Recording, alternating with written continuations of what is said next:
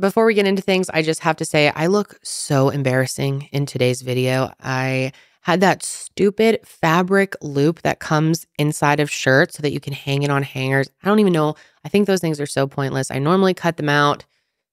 I didn't realize the thing is sticking out the entire video. So love that for me. Today's video is kindly brought to you by Audible, and I am so excited. I am headed to the beach next week. And so today I wanted to share with you guys my summer Audible listening list. So a friend of mine mentioned Verity by Colleen Hoover. That's first on my list. I also have All the Ugly and Wonderful Things by Bryn Greenwood, Local Woman Missing by Mary Kubica. And then I've heard a lot of good things about Atomic Habits by James Clear. And then finally, I am really excited to check out Shattered by Catherine Casey. I am so excited about it. So check out my Audible summer listening list so you can join my YouTube live book club that is happening in August. You can join Audible for free for 30 days using my link, which is audible.com/KendallRae, or text Kendall Rae to 500-500.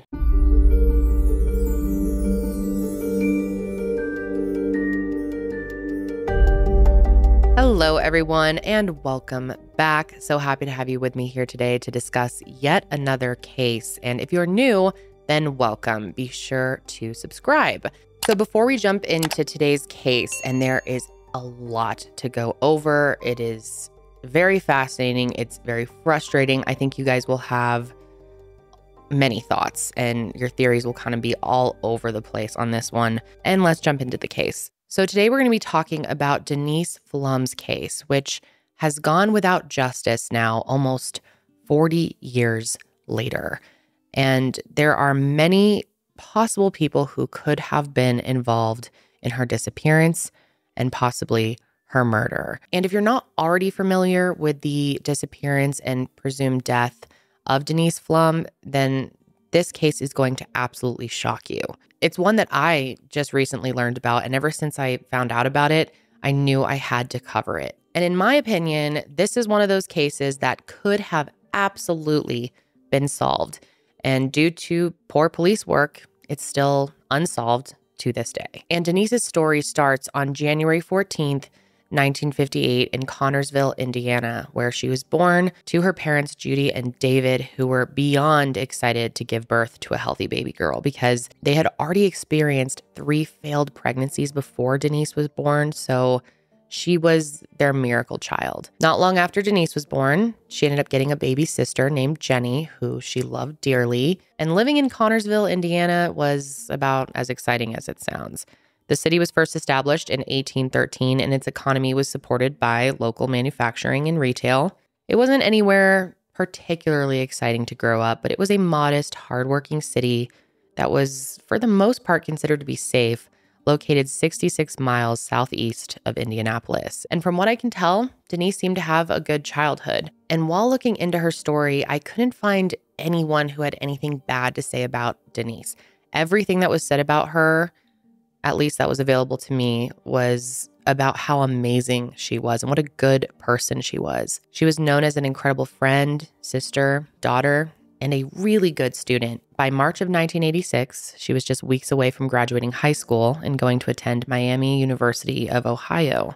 Her parents say that Denise was a stranger to no one, and from the time that she was very young, she exhibited an outgoing personality. Her friends say that she was very charismatic and chatty, and loved some good high school drama, loved the tea. She was also very kind. She was known to be funny and have a good sense of humor. She loved animals, and she was a very talented athlete. In fact, she played 4 sports and was a natural-born leader. As you can imagine, her parents, Judy and David, were very proud of her and believed that her future was bright. And like I said, March of 1986 was a very exciting time in her life. Prom was just around the corner, and high school graduation was shortly after that. But sadly, Denise was not able to experience either of those things. On Thursday, March 27th, 1986, Denise made plans with her friend Kim to go to a bonfire party. It was the week of spring break, and a lot of her friends were going out of town, going on trips, but Denise had a lot to do, so she wanted to stay back, mainly because she had to go to track practice, and that was super important to her. Track was by far her favorite and best sport. Bonfire parties were really popular back in the 80s, especially in Connorsville. And it was a great way to get out and see your friends. And so that's what Denise was doing that Thursday night. But before going to the bonfire party, she and Kim made a stop at the Glenwood Inn where they knew that they could purchase beer. And then after that, they joined about 100 or so other people at this party. And those who were there that night say that there was nothing, out of the ordinary about the party. Denise seemed to be having a good time, and nothing really stood out about her behavior or how anyone else was acting. Some people say they saw Denise making out with a guy named John that night. That is not confirmed, but that's the only really somewhat notable thing from the bonfire party. But one thing to note, and I will definitely be getting more into this later, is Denise was recently single. Denise had been dating this boy named Sean McClung, and she met him a while back while on the school bus. At first, Denise really liked Sean, and she would actually take a longer route on the bus so that she could have like 45 minutes of time with him on the bus. But the two of them were quite different from what I gathered. And at first, things were going okay, but eventually the relationship took a turn.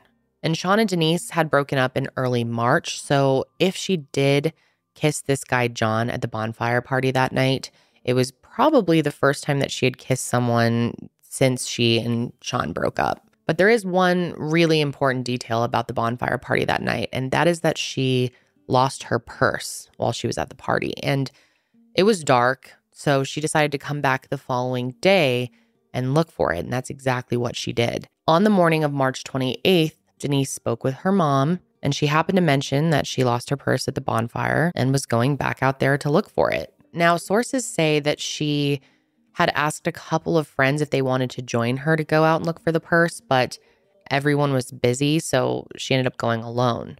Around 12:30 p.m., Denise took her 1981 cream-colored Buick and drove the 10 or so minute drive back to where the bonfire was held, or at least it was believed that this is where she was attempting to go. But after 2 hours passed, Denise wasn't back home yet, and this is when her mother, Judy, started to become concerned. This little excursion to find her purse should have taken her 30 minutes max, maybe 45. So finally, around 8:30 p.m., Judy and David just couldn't take it anymore. They were extremely worried, and they ended up calling the police. And of course, this was the 80s. Not that it has gotten that much better these days. I mean, depending on where you are in the situation. But of course, the police did not take her being missing very seriously. They got the response that thousands of other parents have gotten over the years when their children have gone missing. And that was, she's a teenager. She's probably just being a teenager, and she'll probably be back soon. And who knows, maybe if they had actually taken them seriously and taken action right away, it's possible that they would have found Denise, maybe alive. And if not, maybe her killers would have actually been brought to justice.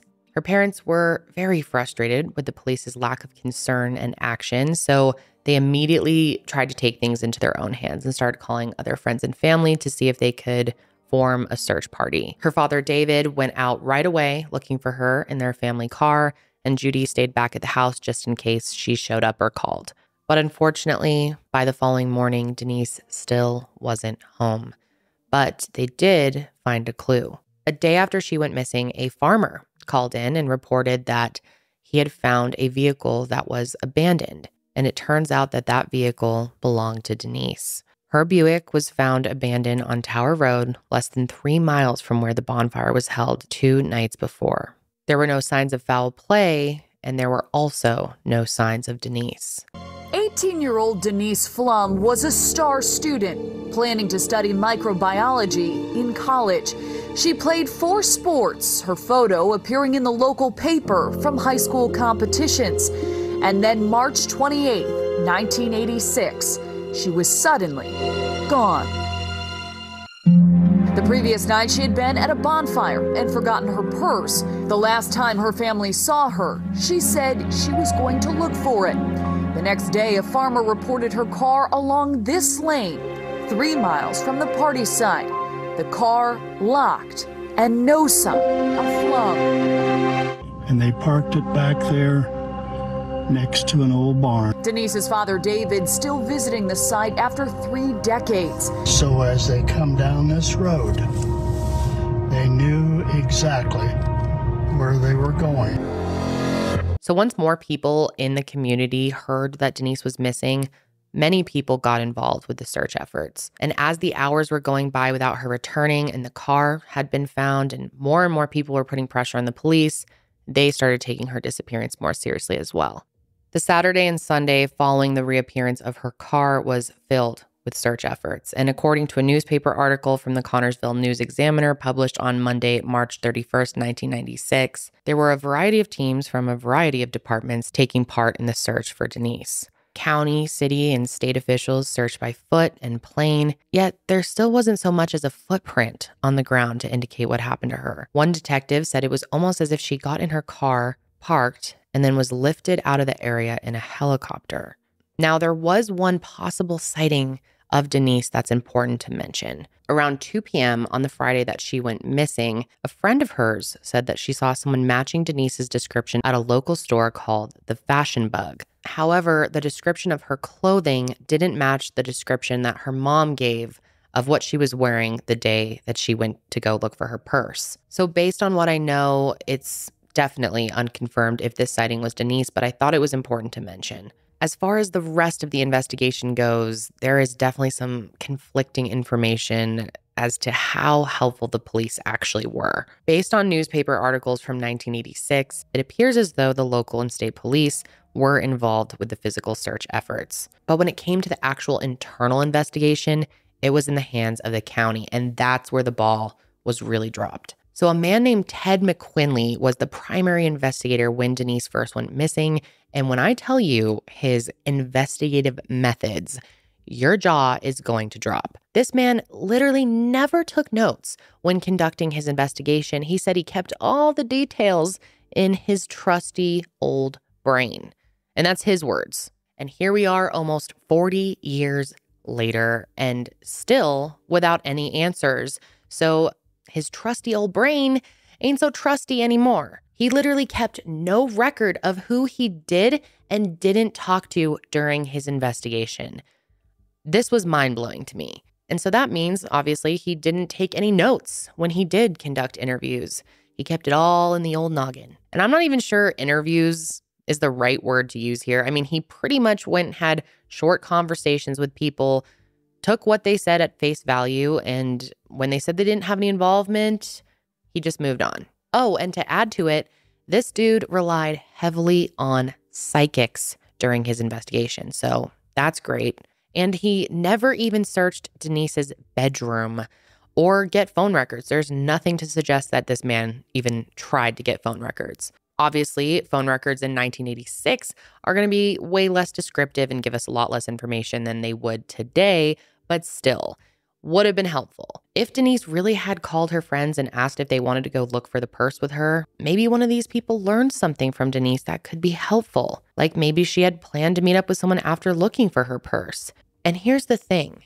Detective McQuinley was actually David's cousin. So Denise's father's cousin. So you'd think that'd be a conflict of interest, right? At the time, they figured it was great to have someone that they trusted, someone who cared about Denise in on the investigation. But looking back now, they're frustrated. They just figured he was doing everything in his power to locate Denise. But the reality is he should have contacted additional resources for help. I could continue sitting here talking about all of the things that didn't happen but should have, but that doesn't help our situation now. So let's talk about what did. Now, if you consume a lot of true crime, you probably are already thinking about the ex-boyfriend. After all, they had broken up recently. And even though Sean was spoken to, I can confidently say that he wasn't properly looked into. And like I kind of alluded to before, things in their relationship were not good towards the end. At the end of the day, Denise deserved way better than Sean. And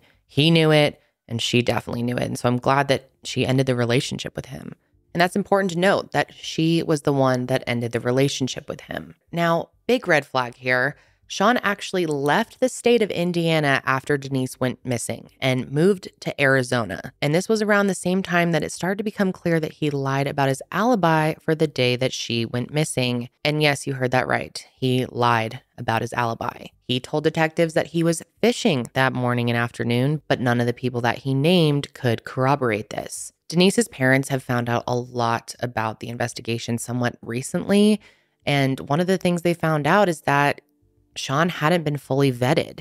This was pretty shocking to him. They thought he was pretty much cleared. Detective McQuinley has been interviewed in the last few years about his investigation. And when they asked him about his conversation with Sean, all he could say was that he thought he spoke to him one time and was under the impression that they had an amicable breakup. But if it was such an amicable breakup, you would think that Sean would have been involved in the search efforts for Denise. I mean, he would still care about her to some degree if they broke up under good terms, right? Wrong. He was nowhere to be found during the entire search effort.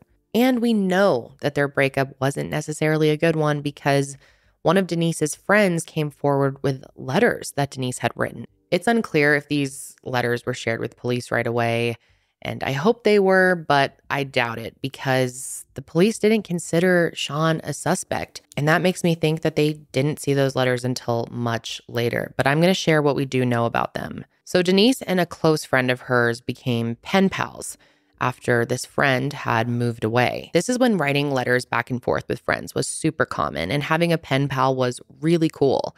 And Denise and this friend would write each other letters that, talked about their lives, what was going on, what was new, all the typical pen pal stuff. But on March 3rd, 23 days before Denise went missing, a pretty strange letter arrived at her friend's house. And it said that she and Sean had broken up, but also said, "I feel so guilty I could kill myself, and I'm scared to go to school tomorrow." And I want to be very clear here that even though Denise said in that letter that she could harm herself, there's no indication that she ever did. Her disappearance and presumed death was not self-inflicted. But just from the tone of this letter, you can tell that Denise felt very eerie and uncomfortable about her breakup with Sean. Friends in her hometown say that Sean was super possessive over her. They said that their relationship wasn't as great as most people thought it was. And of course, if any smart, right-minded detective heard this, they would look deeper into him. But once Sean moved to Arizona, that was pretty much it. And he was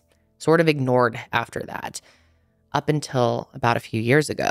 But before I start talking about what Sean did a few years ago, I want to introduce two more people who have been considered suspects over the years. First, a kid named Benny Johnson, who was a few years older than Denise, and he really drew attention to himself in the years following her disappearance. On more than one occasion, Sean was heard making drunken bar confessions that he had killed Denise and hid her body. And he wasn't the only one to do this either.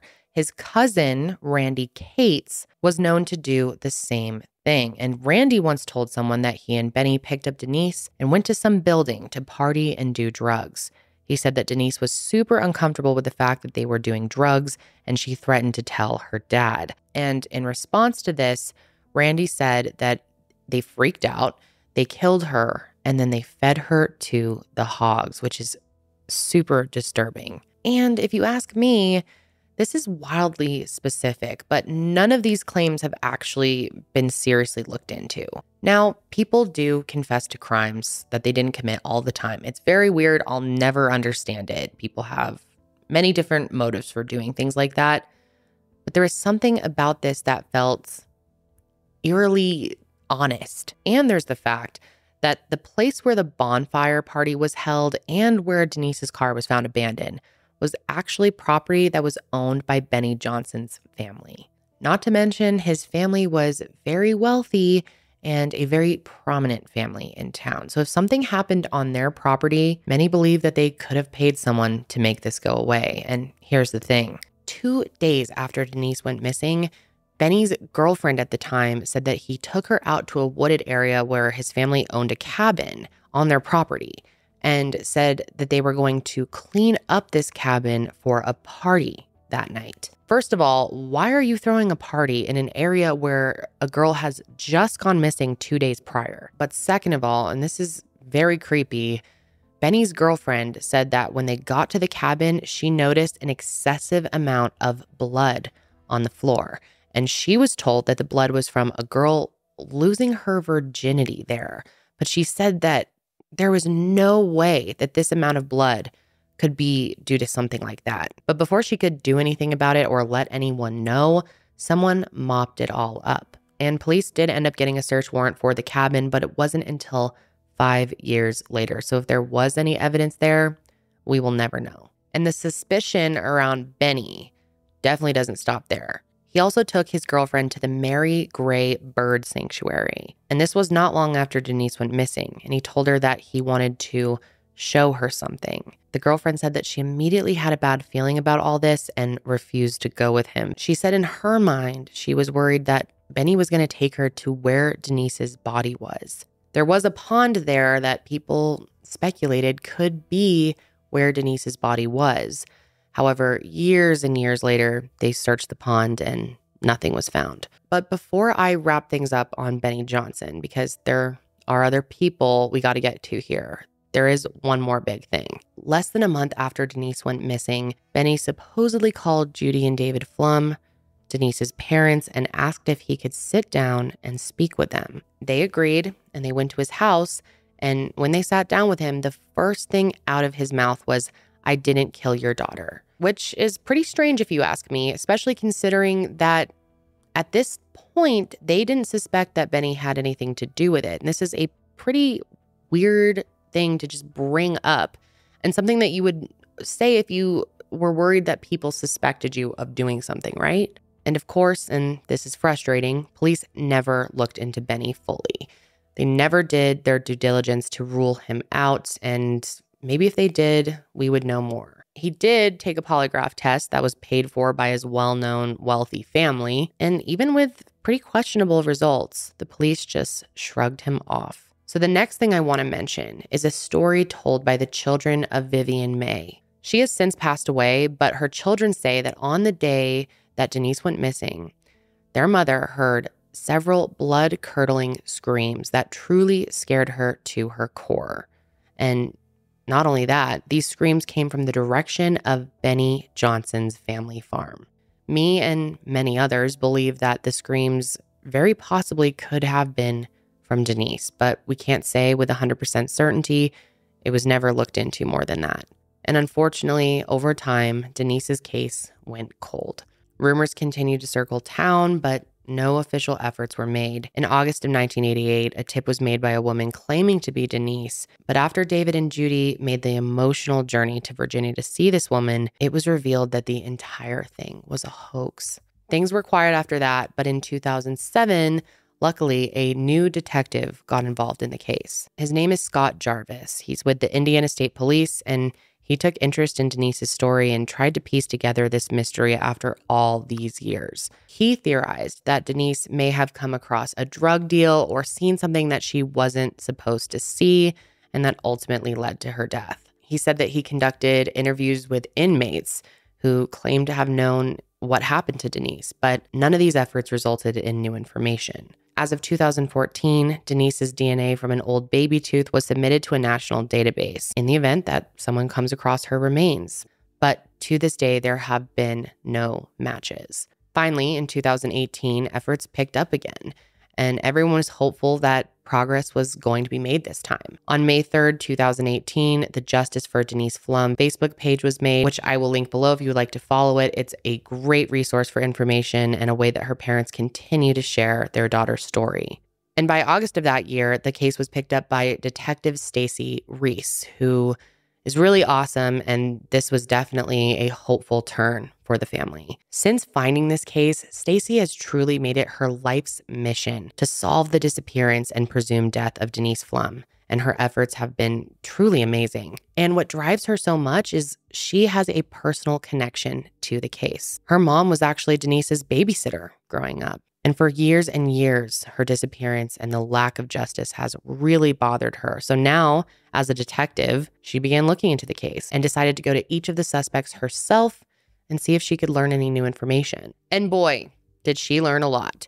So let's start with Benny. Since the 1980s, Benny has had his fair share of run-ins with the law. He has been arrested several times for attempted battery of a police officer and also resisting arrest. And from what I can tell, he remained living in Connorsville and ended up hiring a lawyer after police recently started looking into him again in connection to what happened to Denise.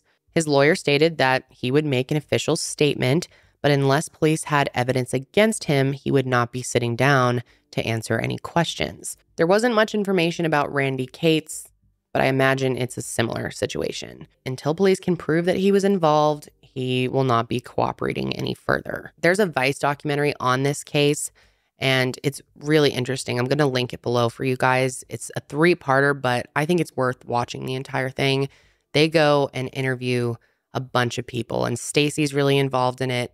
It's very well done and fascinating. And they go and try to interview Benny, try to interview Randy, and they talk to them somewhat, and it is sketchy. They are so creepy in my opinion. They don't get any new information out of them, but just hearing their voices, I think, will tell you a lot. So there is another theory that we haven't even gone into, another possible suspect, and that is a serial killer. Well, suspected serial killer, Larry Hall, who is currently serving a life sentence for kidnapping, and he's believed to be connected to many murders. Unfortunately, police have never been able to prove his connection to any of these murders, hence why he's in prison just for kidnapping. However, Larry did end up writing a list with names of a bunch of people that he claims to have killed, and Denise is one of the names on that list. However, it's hard to believe. I mean, there have been many instances where serial killers have claimed that they've killed people that they actually haven't killed, and it's been proven that they didn't actually do it. I don't know why these people do it. Maybe they feel like it makes them a more like iconic serial killer in their sick mind. And the problem with Larry is that he's known for making false confessions. And considering what I've already shared about the case and the other possible suspects, I have a hard time believing that Larry actually was involved. Of course, it's possible. I just personally don't lean that way. And I think you'll agree with me, especially after I share this next part. So let's go back to Denise's ex-boyfriend, Sean McClung. Just like Benny, Sean went on to have a life riddled with arrest. While in Arizona, he was arrested on multiple occasions for crimes such as intimidating, battery, assault, and domestic violence. And all of that really doesn't scream good guy, if you ask me. So later on in his life, he ends up moving back to Connorsville. And when he does, he ends up taking a polygraph test. And polygraphs, they're so frustrating. They can be accurate. They also can be very unreliable. And even though his results showed that he was lying on multiple occasions, these tests are not admissible in court. They can't be used to make an arrest. And that's just because they're not very accurate. So at that point, police pretty much couldn't do anything else but wait. So Detective Reese ended up getting in contact with Sean in 2019, and they had a conversation, and he told her that he and Denise had been broken up for quite some time before he went missing, but the two of them stayed friends. Personally, I'm not super inclined to believe him, but that's what he said. Sean also said that he has a gut feeling that something happened at the bonfire that night that caused Denise to go missing the next day. And this I can somewhat agree with. It's quite possible that she saw something or did something or had some type of altercation with someone that led to whatever happened to her. After that conversation in 2019 with Detective Reese, Sean kind of shut down and wouldn't talk about it anymore. That is until 2020. So before I get into arguably the most insane part of this case, there was a search effort in 2018 that I want to quickly talk about. Remember earlier when I mentioned the Mary Gray Bird Sanctuary and how they searched the lake and nothing was found? The one that Benny Johnson tried to take his girlfriend to quote, show her something. I didn't really explain how they searched the pond. So in 2018, they got an anonymous tip that Denise's body was in the pond. Several agencies went out to the pond and brought canine teams with them, and these dogs were equipped to detect the smell of human remains. And it turns out that 2 of them detected that smell right by the water. But here's the thing. When the teams went back to drain the pond and excavate it, it started to literally downpour, so they could not get this pond to drain. So what they decided to do, and I wanted to mention this because I thought it was so interesting, they ended up filling like 20 trucks with dirt and mud, and then they dumped it where the dogs indicated, and then they went through all the mud by hand. The hope was that they would find Denise, and if they did, this video would end here, but it doesn't, and they didn't. They never found Denise's body to this day, which is just absolutely heartbreaking. I can't imagine the pain that her parents feel. Not being able to lay their daughter to rest is a feeling that nobody should experience. At this point, of course, they would love justice and answers, but what they want most is Denise's body so that they can bury her with her grandparents. And if this case couldn't be any more upsetting and frustrating, let's get into where things leave off today. In June of 2020, just about 3 years ago now, Sean McClung became incredibly sick, not with COVID, but an extremely life-threatening condition. And while he was in the hospital, Judy found out and decided to write him a letter. Obviously, this was kind of a last-ditch effort considering that Sean could have died. And I thought this was really smart on Judy's part to write this letter. And she really tried to appeal to his conscience. She starts it off by talking about his mom and how she was a lovely lady who loved her boys and how he probably wants to go to heaven and be with her. And then she says, you're probably going to have a hard time getting into heaven if you don't come clean about what you did. Judy and David have really always believed that Sean was involved, but just like the police, they never had enough evidence to prove it. So by writing this letter, Judy's kind of hoping that she'll convince Sean to come clean and that she'll get a deathbed confession. But what she got is not what anyone expected. Sean was arrested shortly after his hospitalization on charges completely unrelated to Denise's disappearance. And after spending just a few days behind bars, he says he wants to talk to someone about what he knows. Now, I don't know if it was being in jail or if maybe the letters really did make an impact on him. But finally, after 34 years, a confession is made. I'd like to get out of hell. Okay. I really would. Okay. I mean, really. Yeah. I don't know what's expected of me is, all I do, and I don't. No games, no lies. I'm here now, and no games on my end either, man. We just want to know what happened, and we just want to find her and take care of this. So what happened that morning? Told me that she had came to pick him up that day. They had taken a ride. They ended up at the 3 Mile Bridge, which is a location south of the sheriff's department here, next to the river, the Whitewater River, and that they had been talking about some things. Sorry, are you good?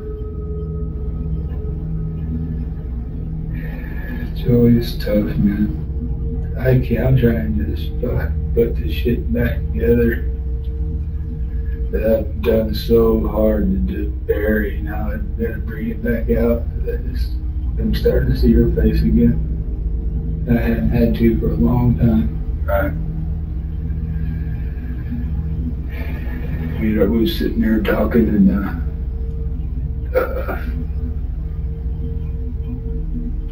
I put my hands on her and pushed her to the ground. That was it. And obviously, this was huge for their family and everyone who knew Denise. This felt like a groundbreaking moment that they finally had hope for the first time in years. On July 9th, 2020, Sean McClung was arrested and charged with voluntary manslaughter, and it seemed as if a massive weight had been lifted off everyone's shoulders. Developing news after searching for answers for 34 years. Investigators now believe they've solved a cold case in Connorsville. Denise Pflum drove away from her Connorsville home in 1986, never came back. This week, the Fayette County Sheriff's Department arrested Sean McClung. He is now charged with voluntary manslaughter. The sheriff says McClung had been claiming that Pflum was alive this whole time, but now admits that he killed her. The family says they hope this will lead them to finding her remains so that they can give Pflum a proper memorial. So Sean actually made a plea deal that stated he would be granted immunity on this charge, as well as other charges he was facing, if he was able to take investigators to Denise's body. Like I said earlier, all the family wants at this point is to bring Denise home.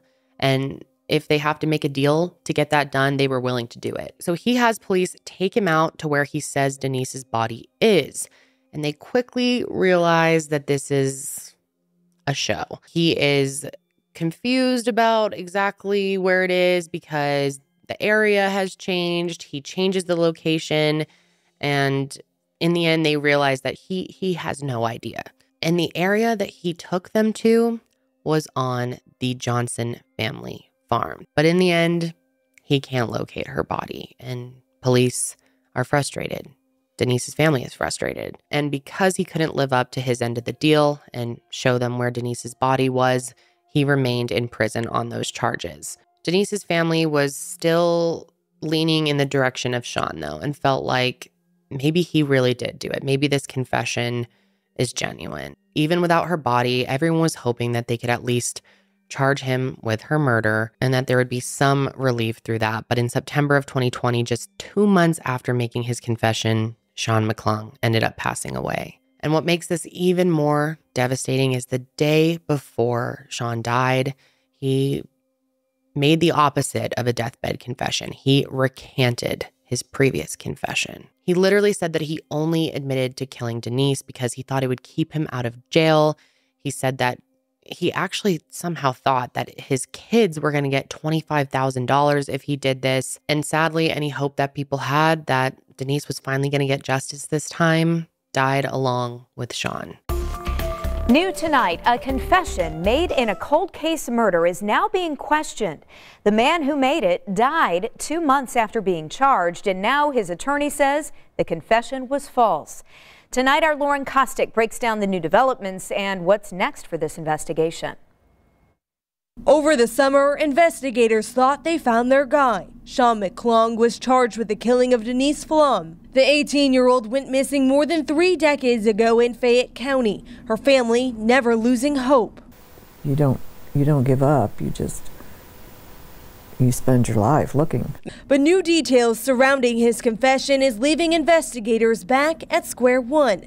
No suspect and no answers. According to our partners at Connorsville News-Examiner, Mckinnon confessed to the killing in exchange for immunity and dismissal of 2 other cases. But that agreement was thrown out after he didn't disclose the location of Pflum's remains. 2 months later, Judson McMillan, the defense attorney for the case, says Mckinnon recanted his confession, saying in a statement, "Based on my own private conversations with Mckinnon and his overall lack of credibility, I believe the person responsible for the death or disappearance of Denise Pflum is still out there." Now, I still believe it's possible that Denise's disappearance and murder could still be solved one day. Of course, in order to achieve this, police need to find her body.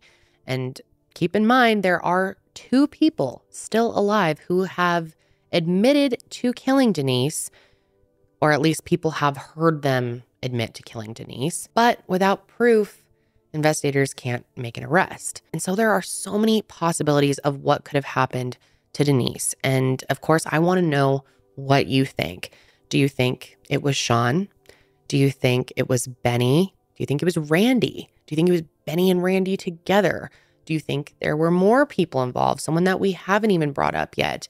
Do you think it was Larry? Is it possible that Sean, Benny, and Randy were all in on it together? I mean, Sean did bring them back to the Johnson family farm when he said he knew where the body was. I mean, who really knows? What I do know is that this investigation could have been handled so much better. And I'm sure that has to be so incredibly frustrating for Denise's parents. I truly can't imagine being in their position and having lived all this time without her and without answers. Denise seemed like an incredible person. She did not deserve what happened to her. And it's a shame that no one's ever been held accountable for her death. I can only hope that eventually her body will surface and we'll get answers to all of these questions. And that maybe there will even be justice for this family and for Denise. I really wish I had a different ending on this case for you guys. I wish there was more information. I wish there were more leads, but unfortunately, that's all there is as of now. That is going to be it for me today, guys. I will be back next week to discuss another case, but until then, stay safe out there.